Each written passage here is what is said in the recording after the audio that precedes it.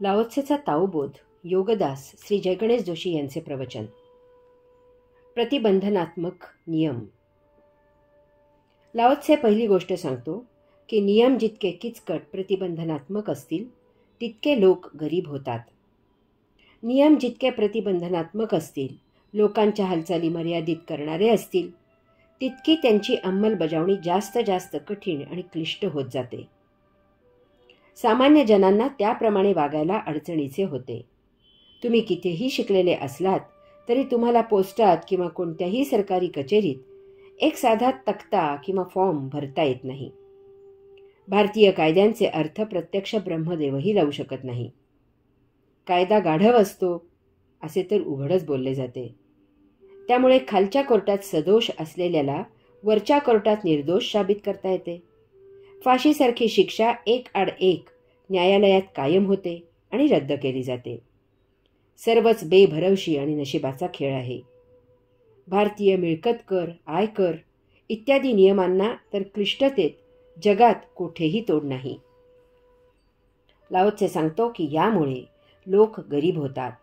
व्यवसाय करणारा त्याच्या व्यवसायाला लागू असलेले कायदे आणि नियम सहजच समजू शकत नाही. त्याचा तो हिशोब करून कर भरू शकत नाही. त्यासाठी त्याला कर सल्लागार नेमावा लागतो.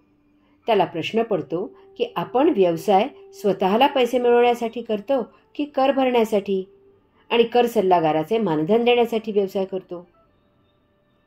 दोन व्यापारी एकाच प्रकारचा व्यवसाय करणारे असले तरीही त्या दोघांच्या वैयक्तिक आर्थिक मिळकतीत फरक असतो. कारण एकाला कर कसे कमी भरावे आणि किंवा कसे चुकवावे याचे ज्ञान असते आणि ते ज्ञान दुसऱ्याला नसते. तुम्ही दुकानात जा. तुम्हाला दुकानदार विचारतील की साहेब, तुम्हाला कच्ची पावती हवी की पक्की पावती हवी? कच्ची पावती घेतलीत तर अमुक रुपये कर लावणार नाही. या कर चुकवेगिरीत ते गिऱ्हाईकालाही सामील करून घेतात.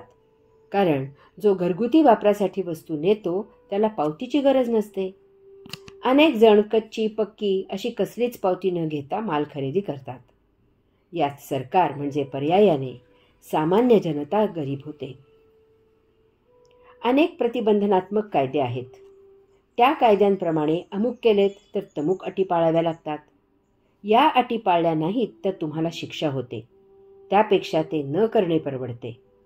असे असते तेथे चोऱ्या करण्याकडे, कायदा न पाळण्याकडे, छुपेपणाने व्यवहार करण्याकडे प्रवृत्ती बळावते. यामुळे देशाची प्रगती थांबते. उत्पादनावर परिणाम होतो. देश गरीब होतो. याचे सुप्रसिद्ध उदाहरण म्हणजे दारूबंदीचा कायदा किंवा बाल कामगार कायदा. राजरोज दारूचे अड्डे सुरू असतात. लहान मुलांना बिनधास्त नोकरीवर ठेवले जाते. याची ज्यांनी पडताळणी करायची असते ते मासिक हप्ते घेतात आणि अवैधपणे सर्व काही सुरू असते. हेच लोण इतर सर्व विभागात पसरते. यात काही लोक गब्बर होतात. त्यांचा खड्डा गरीब जनतेला पडतो. दहशतीचे दशावतार. लाओत्से सांगतो की शस्त्र जितकी धारदार असतील तितके राज्यात जास्त अराजकता माजते. अनेक सत्ताधारकांचा असा गैरसमज असतो की ते सत्तेच्या जोरावर राज्य करू शकतात. ते ताकदीच्या साह्याने राज्य करू शकतात. ते दहशत माजवून राज्य करू शकतात. मनगटाच्या जोरावर बळी तो कानपिळी या तत्वाने ते राज्य करू शकतात. यामुळे सत्ता पिपासू वृत्ती तयार होते. जो तो स्वतःच्या हातात सत्ता ठेवण्याचा आणि ती कायम टिकवण्याचा आटोकाट प्रयत्न करत असतो. त्यासाठी ते प्रसंगी विरोध करणाऱ्यांचा अधमकृत्य करून काटा काढतात. राज्यकर्त्यांचा असाच गैरसमज असतो की सत्ता आली की पॉवर आली, कायदा हातात आला आणि आता आपल्याला रोखायला कोणीही नाही. आपण काय पाहिजे ते करावे, निर्विघ्नपणे सत्ता उपभोगावी. इतके करूनही हे प्रकरण थांबत नाही. असे सत्ताधीश ही सत्ता आपल्या पिढीतच राहावी यासाठी घराणेशाही स्थापन करतात. त्यांचा वंश राज्य चालवायला लायक आहे की नाही हे महत्त्वाचे नाही.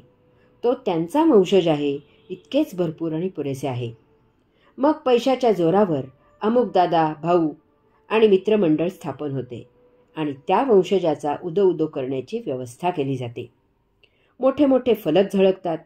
पाहणाऱ्याला अचंबा वाटतो की नुकतेच मिसरूड फुटलेले शाळकरी मूल एकदम सत्ता हातात घ्यायची तयारी करत आहे. पण जनता वागते. सत्ताधीश हयात असतानाच तो आपल्या वंशजाची वर्णी सत्तेत लावून देतो. मग सत्ताधीशाचे पित्ते काही स्वस्थ बसत नाहीत. ते सत्तेच्या जोरावर पैसे लुबाडतात, अवैध धंदे करतात. सत्ताधीशाचा पाय चिखलात रुतलेला असतो. तो त्याच्या पित्त्यांना रोखू शकत नाही. तेरी भी चूप और मेरी भी चूप अशी व्यवस्था असते.